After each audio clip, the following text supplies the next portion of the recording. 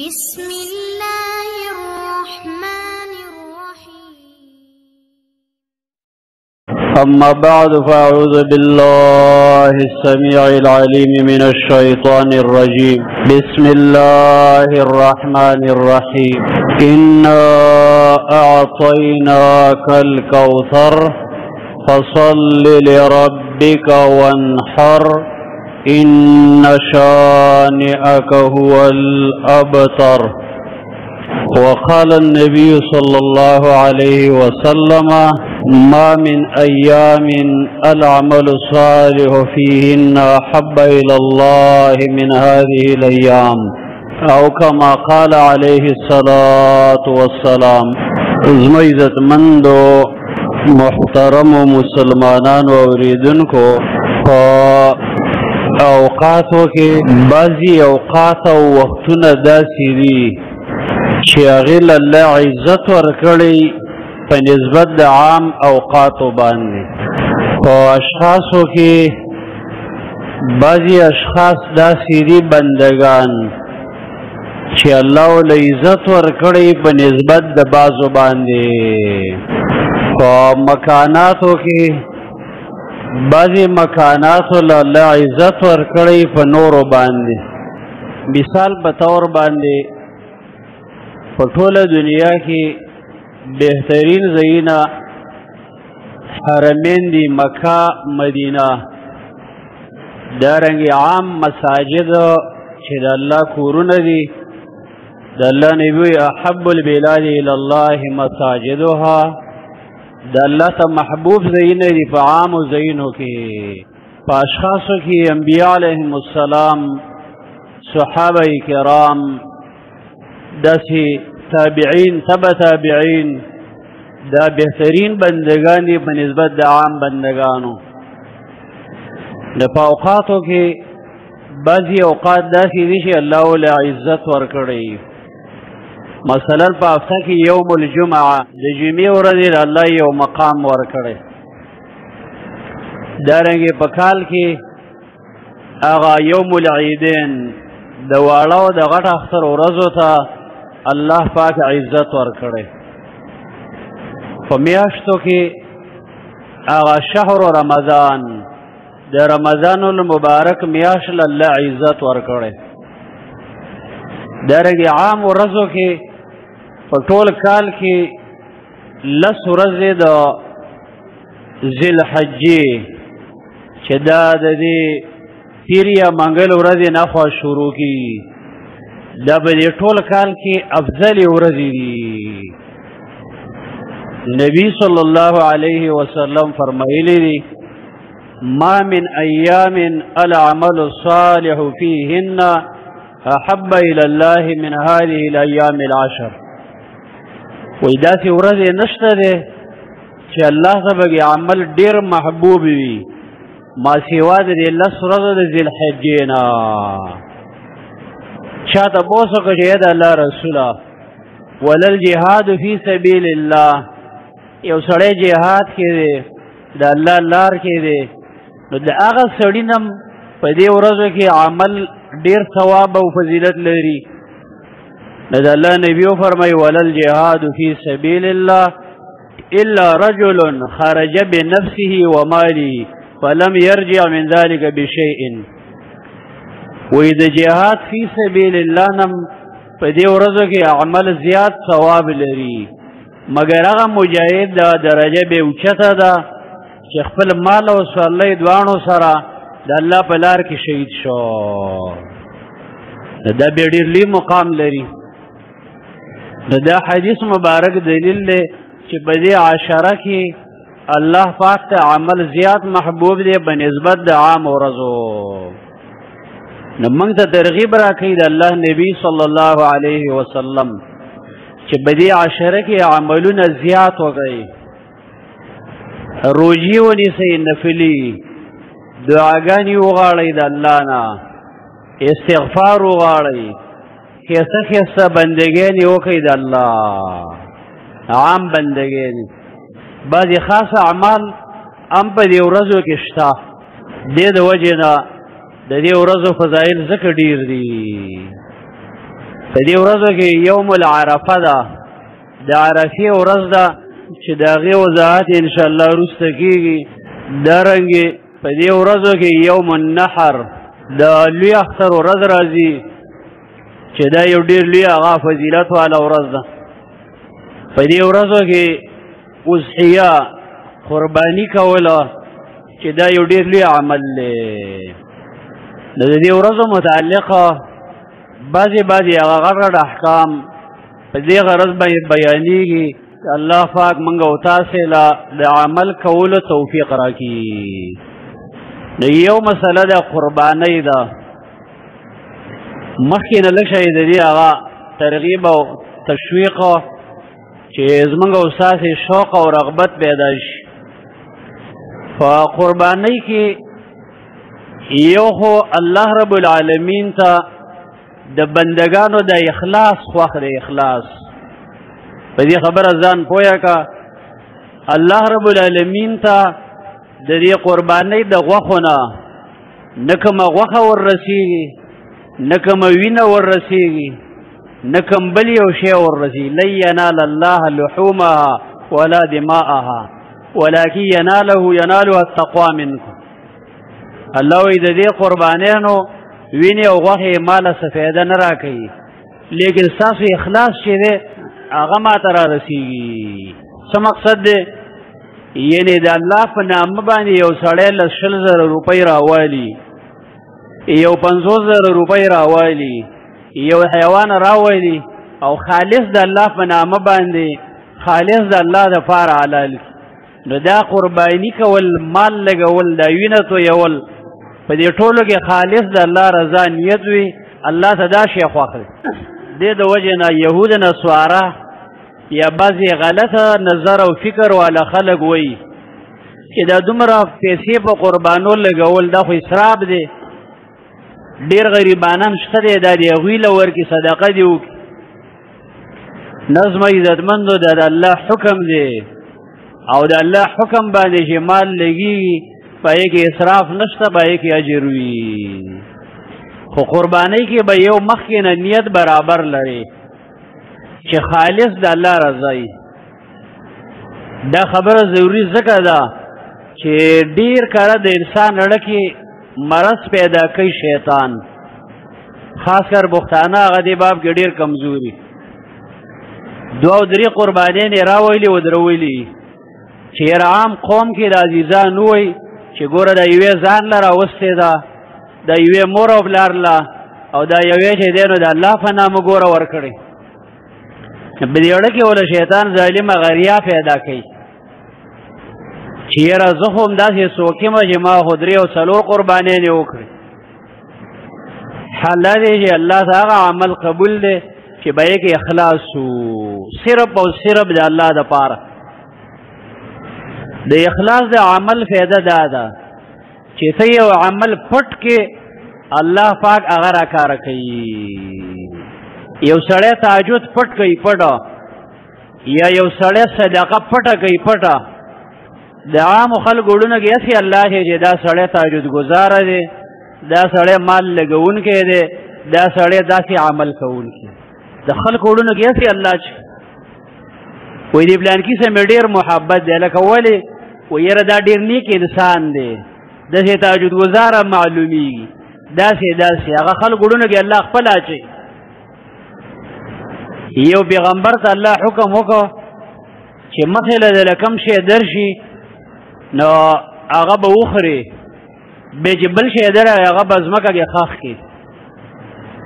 وایي ده له مخې له غر راغی نو ده ورته کلکه عزم او اراده وکړه چې نږدې ورته نو هغې نه یو د شاتو یو نوړۍ جوړه شوه هغې وخوړه بیا یوه خښته مخې له ورله هغه بیا دې ځمکه کې خښه کړه او د هغې نه وروسته به هغه بیا راووتله ده به خښه کړه هغه به بیا راووتله نو وروسته و د الله د دې خوب د دې دواړو عملونو تعبیر بیان چې دا کومه اول عملو دا ستا عزم او اراده وه چې غر ته د اراده وکړله هغه ته الله داسې وړوکی او دا دویمه خښته چې ته ځمکه کې منډې او بیا راوځي دا ستا د اخلاص عمل دی تی پټې د خلکو نه چې خلک یې ونی یو الله یې ویني الله یې خلکو ته راکاره کوي چې الله یې راکاره کوي تی څه راکاره کوي چې ما دومره عمل وکړو خیرات مې وکړو دا مې وکړو ستا راکاره کولو د حاجت نشته د یو به اخلاص په قربانۍ کې دا شرط دویم زما عزتمندو د ثواب په جذبه باندې چې دا د نبی صلی الله علیه وسلم یو سنت دی او په دې کې اجر دی حدیث مبارک کې راغلی دی د الله نبی صلی الله علیه وسلم فرمایلی دی صحابه عرض وکړه یا رسول الله ما هذه الاضاحی دا قربانی چې من کوو نو دا د څه وجې کوو نبی صلی الله علیه وسلم فرمایل سنت ابیکم ابراهیم دا ستاسې د پلار ابراهیم علیه السلام سنت دی د نبی صلی الله علیه وسلم عمل بے صحابه عرض وقالوا وما لنا في هذه الاضاحی یا رسول الله موږ له په دې قربانۍ باندې څه بدله میلاویږي نو د الله نبی وفرمایل تكتب له بكل شعرة حسنه په هر یو ویښته باندې به یوه نیکي میلاویږي نو صحابه ډېر هوښیار خلک ویل قال یا رسول الله وفي الصوف که په یو حیوان باندې وړۍ پرته ده قال وفي الصوف بكل شعرة حسنه د وړۍ په هر یو ویښته باندې یو نیکي ده نو په دې نیت به کې چې یو سنت دی د الله د نبی حکم دی دویم دا دی چې مال الله دومره اجر راکوي دو پیدې شوې علما و یو خو دومره ثواب دی وګټه مثلا یو ګډ یو سړی راوست دا د هغې د ویښته په یو هفته کې وشماري هم به نه شماري 1000 دانې ویښته به نه دي 1,00,000 ویښته به نه دي 1 کروڑ به نه دي د دې نه هم ډېر ویښته دي نو یو خو دې دومره نیکۍ نه راجمع کړې په کروڑونو نیکۍ الله پاک دله درکړې دویمه دا ده چې دا غوښه باندې به ستا او ستا د بچو مې یو فایده وشي او یو غریب مسکین له به ورولېږي د هغه به هم د بچو به یو فایده وشي څومره لوی خیر پکې دې د وجې نه د ثواب د سنت د اخلاص په جذبه باندې قرباني کوه چې الله د اجر درکړي د نوم جذبه باندې مه کوه د ریا په جذبه باندې مه کوه د خلکو نه صفت او مدح مه غواړه خلک به دې کې صفت وکړي چې بار ووته وایي مړه داسې خنزیر دی او پلان کې دی خبرې به در پسې کوي د الله نه بدله غواړه الله ډېر مهربانه دی دویمه مسله دا ده چې دا قرباني څه حکم لري نو په دې کې د اهل علمو اختلاف دی د امام شافعي رحمه الله او د امام احمد او د بعضې اهل علمو رای دا ده چې دا سنت طریقه ده د نبی صلی الله علیه وسلم سنت عمل دی د امام ابو حنیفه رحمه الله او د امام مالک رحمه الله رای دا ده چې نه دا قرباني واجب او لازمه ده د دوانو جانبینو دلایل چې سړی وګوري او د عدل او انصاف په نظر باندې پکې سوچ وکړي دا مسله راجحه ښکاري په اعتبار د دلیل چې دا قرباني لازمه او واجبه ده لیکن شرط اوسه دا دی چې د چا طاقت وي یو سړی دی چې وسې نشته دی نو بیا هغه معذور دی دې د وجې نه حدیثو کې امر راغلی یو چا قرباني د مانځه نه مخکې کړې ده د الله نبي ورته چې فلیعد بیا یې واپس وکړه قرآن کې الله یې ونحر قرباني وکړه دا قسمه حدیثو کې د امر صیغې راځي نو ظاهر دا ده چې قرباني دا واجب او لازمه ده اوس دې دپاره یې نصاب شته او که نه نو په دې کې د احنافو علماو رای دا ده چې یو نصاب وله شرط دی او د عام جمهور علماو رای دا ده چې نه دې له نصاب شرط نه دی بلکې حدیث کې داسې الفاظ راغلي من وجد ساعتا څوک چې طاقت مند کوي یا من کان له ساعه د چا چې طاقت وي نو دا او فلم یضحي قرباني ونکي نو فلا یقربن مصلانا الله نبی وایي بیا د منزل هم نه راځي چې قرباني نه کوي دا روایت بعضې وایي مرفوع دی بعضې وایي موقوف دا قسمه وعیدونه راغلي نو په دې حدیث کې د طاقت مسله ده. اوس طاقت څومره دی نو دا عرف د سپارلی شوی دی. هر سړی په ځان باندې پوهېږي چې زه څومره طاقت لرم. مثلا زما کاروبار روان دی که یو 20,000 یا 15,000 روپۍ دې زه رالرې کړم نو زما په دې روزمره خرچه او کاروبار باندې څه اثر نه کوي. نو دا قرباني کولی شي که د سره لاس کې نقد موجود هم نه دي په یو 20,000 15,000 به راوالي هفته دوه کې خلاصولی شي. یو سړی دی چې د هغه 200 یا 1500 ګټي او 1500 ماښام له خوري او که یو 20,000 روپۍ راقرض کړي کال کې هم نشي خلاصولی غریب. نو ظاهر دا ده چې دا د وس نه بار دی بیا د باندې لازمه نه ده. یعنې دا هر سړی په ځان پوهېږي چې ایا زه د دې توان او طاقت لرم او که نه. چې دومره یو ګزارې روانه وه چې دې قربانۍ څه به د باندې څه بوج او تکلیف نه راته نو دې له قرباني په کار ده. او که د رزق او خرچې ته او ژوند له تکلیف ورکاو بیا دې قرباني نه کوي. لیکن عامو خلکو کې یو نقصان دی هغه دا دی چې ډېر خلک داسې چې ښه وسې کېږي یو ګزارې روانه وي خو کله چې داسې موقع راشي بیا به یا ټیلیفون باندې یا همداسې مولوي صاحب وایي ما باندې قرباني کېږي که نه مولوي صاحب وایي ما باندې سرسایه کېږي که نه. او چې خبر شي د اوس یو هفته یا میاشت مخکې په کور کې یو معمولي شی کوېدن وه وایي په هغې باندې مې 1,00,000 روپۍ ولګولې د یو ماشوم سنتو وایي هغې له مې 15 دیګه راوړي بله یو معمولي کاري په هغې باندې مې 2,00,000 روپۍ ولګول. لکه په رسم رواج باندې لګې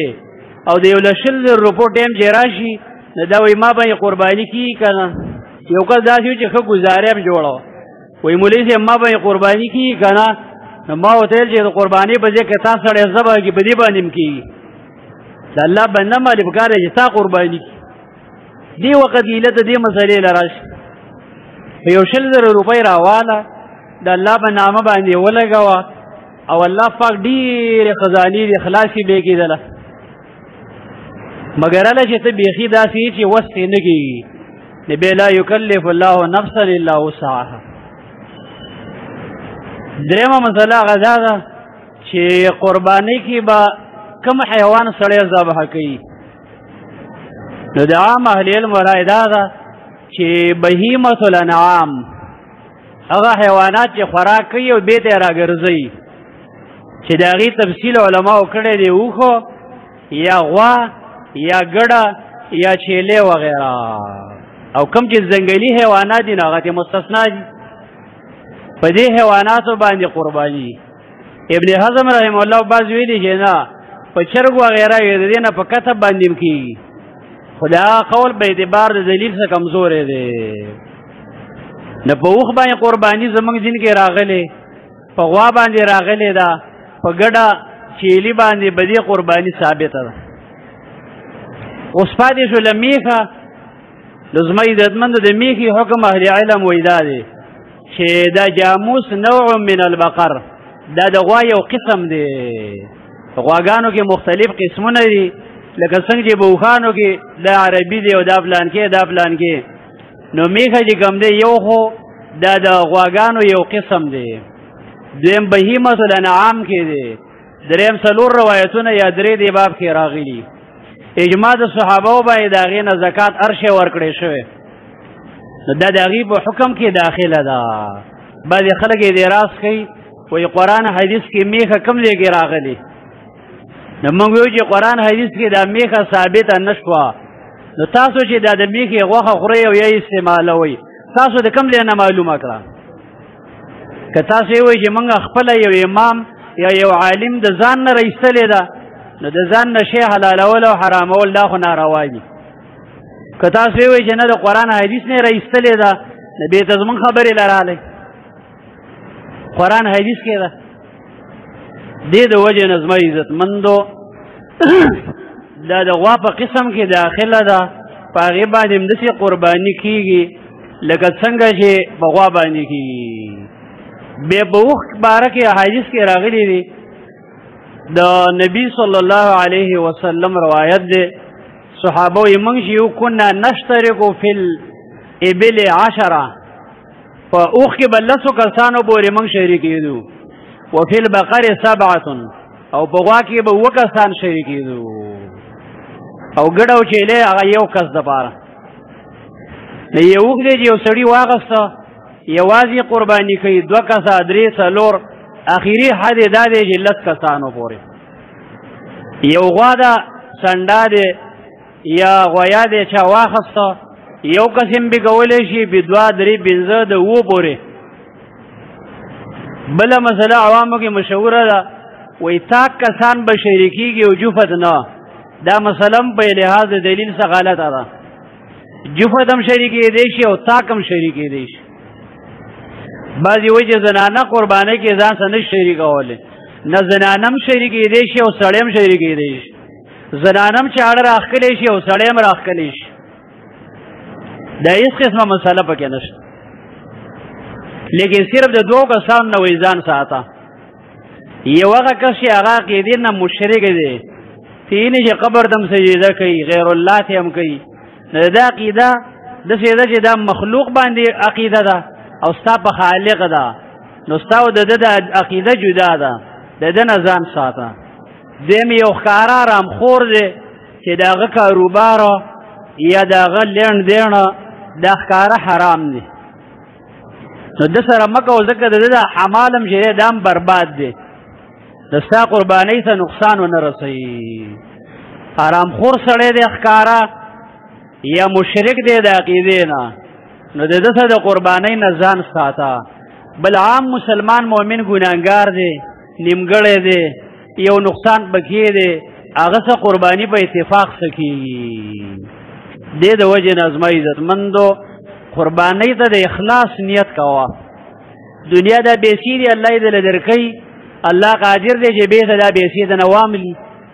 دویم دا دی چې یو سړي له یو شی ته په خپله ورکړې مثلا زه تا له 1,00,000 روپۍ په خپله درکم بیا دله بله میاشت کې بل همداسې در کومه بیا د یو کال پس ویم چې یاره 1,000 روپۍ خو دې راکړه نو څه دا رنګ را تروش کړي چې هلکه دا خو 1,000 روپۍ رانه غواړي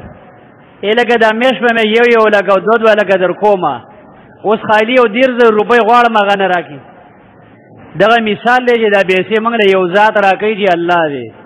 کله میاشت کې لک راکړي کله 50,000 کله 2 لکه کله کروڑونه راکړي هماغه ذات وایي چې 1,000 20,000 50,000 بېرته راکړه زما په نامه باندې یو قرباني وکړه او ته ډېر اتنګ کې چې یاره دا اوس قرباني پکې دا خو د هغه پیسې دي او بېرته وایي زما په نوم یې ولګوه دې د وجې نه د الله نبي وایي مال دې کم یو دی ما اکله چې ته وخوړه وتصدق او صدقه دې کوه دغه ستا مال دی او البس وادي غوس او د دې نه ما سوا چې دی وایي دا ستا مال نه دی د الله نبي صحابه ورته ویل تاسو کې د پردي مال څوکیدار شته ویلې د الله نبي موږ کې داسې سړی نشته ویل ولې نشته دا کم مال چې دی ساتلی دی دا پردی دی که نه دا ستا د بچو دی د وارثانو دی او ته د هغې څوکیداري کې ستا مال دی هغه دی چې تا وخوړو وادي غوسته او د الله په نامه دې ولګو او دا نور خو د وارثانو دی تی څوکیداري واقعي چې نن ډېر بندګان د پردي مالونو څوکیداري کوي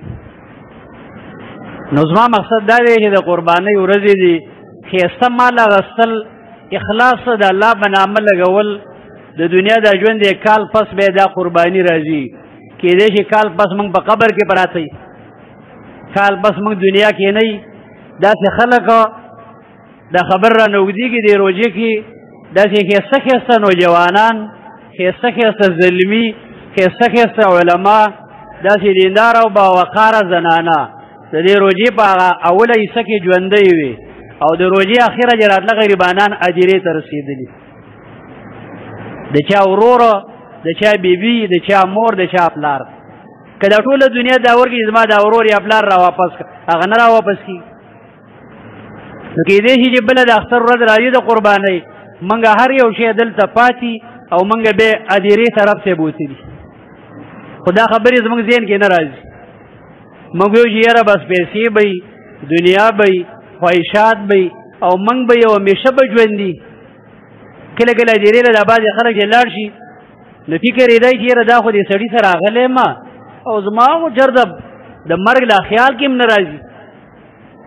یو حاجي صاحب د مالې د جنازې جومات ته به څو بیرې راغلی خو یاره حساب نشته مالې یو 2000 مړو څخه به راغلی ځکه بعضې په ورځ کې هم 4 نو 2000 15,000 بیرې جنازې جومات ته په 50 کالو کې ته رالې خو ته سوچ وکړه چې یو ورځ به ما سم خلک راځي زه به هم داسې راغست نو زما عزتمن زموږ دغه مختصر ژوند دی خوراک هم دغه 2 ډوډۍ دي